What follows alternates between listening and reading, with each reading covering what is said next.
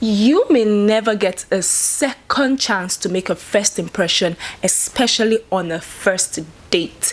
A first date can usually be beautiful, sweet, romantically planned out as you have. But there are lots and lots of things that can ruin that beautiful and romantic date of yours. I'm sure you don't want to ruin that date. These are the things I'm going to be telling you on this relationship show today with Favor Osaro. So stay with me. After this break, I will be right back. 24 hours, 7 days a week. For more exciting, educative, and entertaining programs such as Law and You, Talk Politics, Entertainment Gist, Relationship Talk, and other programs, keep watching Pinnacle TV. You can watch, like, and subscribe to our YouTube channel at Pinnacle TV Online. You can also visit our website at www.pinnacletv.com. Follow us on Facebook at Pinnacle TV Online or call us on 081 546 99989. Pinnacle TV, top quality broadcasting. It's good to know you're still there. If you're not subscribed to this YouTube channel, please do that right now by clicking on the subscribe button. So straight to the business of the day. The rule number 1 when it comes to a first date: be good, look good. I repeat, look good. You need to look good on that first date. You may not necessarily wear the most expensive clothes, but it's very important for you to look good because you don't want to be looking bad on that first date. At least it's good to create a good impression on the first date. You have to look good, look nice, look your best if possible. They usually say, there's a saying that dress the way you want to be addressed. So the way you dress on the first date goes a long way to describe the kind of person that you are. Now, number 2, be on time. Time is of the essence.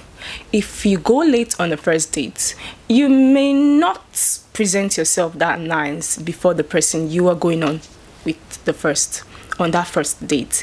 You may make the person feel that you're unserious or maybe not interested in him or her. There are a lot of people that see things in different ways. You may make the person feel that you're not interested. Now, there are some cases where you just get stuck maybe in traffic, or you're not, it's uncontrollable. Now, it's okay for you to say, I'm on my way, send a text, give a call, I'm stuck in traffic, my driver didn't come on time, I didn't close from work on time, or there's this gridlock in my area, so I'll be late a bit. So show courtesy by calling or texting the person to let he or she know that you are on your way. You don't want to make the person feel bad, or you don't want to keep a gentleman waiting. And the worst of all, a lady, you don't want to make her feel that you're not interested. Now, to the third one, put your phone away and maintain eye contact. These two things in one, very important. Drop your phone and maintain eye contact. They do the same thing. These two things, they'll give the person the same impression. Now, for example, you're on a date with someone for the first time and you are so busy with your phone, texting, tweeting, doing all sorts. You would give the person the impression that he or she is not making sense. What he or she saying is irrelevant, or is so boring, or she's so boring. You tapping on your phone at every given opportunity, even taking calls too often on a first date, will give the person the impression that he or she is boring. Now, in the side of you not maintaining constant eye contact. Now, in a case where you're twisting your hair, you're scratching your hair, or you're turning your face, or dropping your head, you're giving the impression that you're not confident, you are a shy person. Now, it's good to keep your head straight and listen to the person. Give yourself a good position, sit well, compose yourself, and give a listening ear. Now, when you do this, you'll be able to get yourself composed and also drop an impression with the other person that he or she is making sense. Then you have a nice date. Another thing that you must not, in fact, never do, is making your ex a topic of discussion on the first date. Very, very, very wrong. In fact, a bad sign. Red flag. You don't make your ex a topic of discussion on the first date. Now, if you do so, you make he or she feel that you're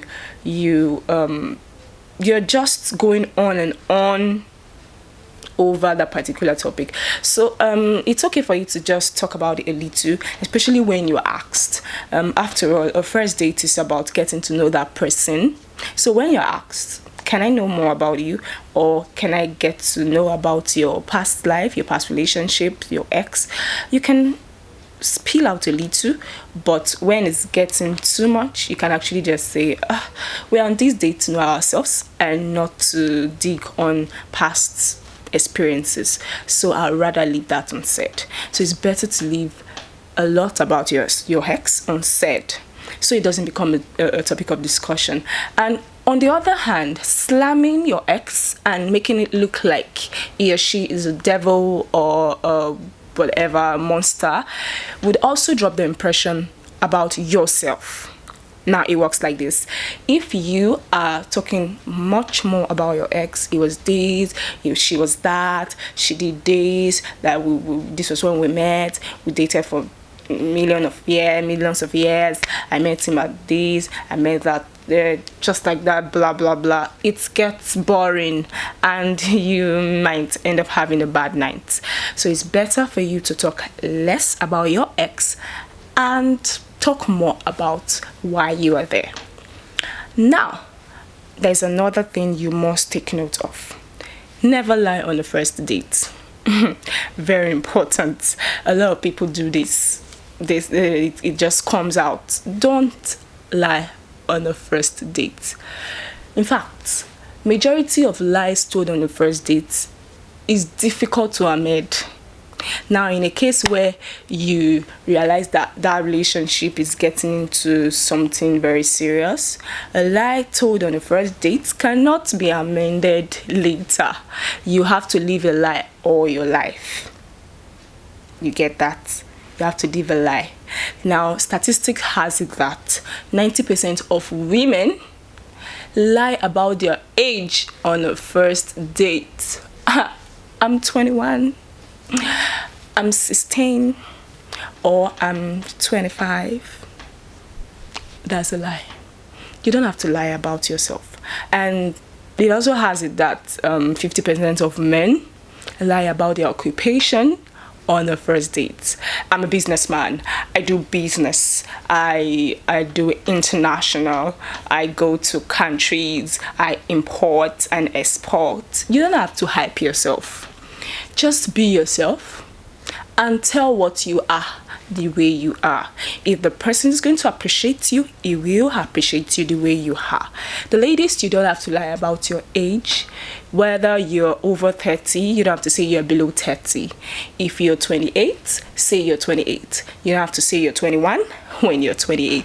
Throwing away 7 years out of your life. So, these are the little things that people do on the first date that tend to mar or make their relationship.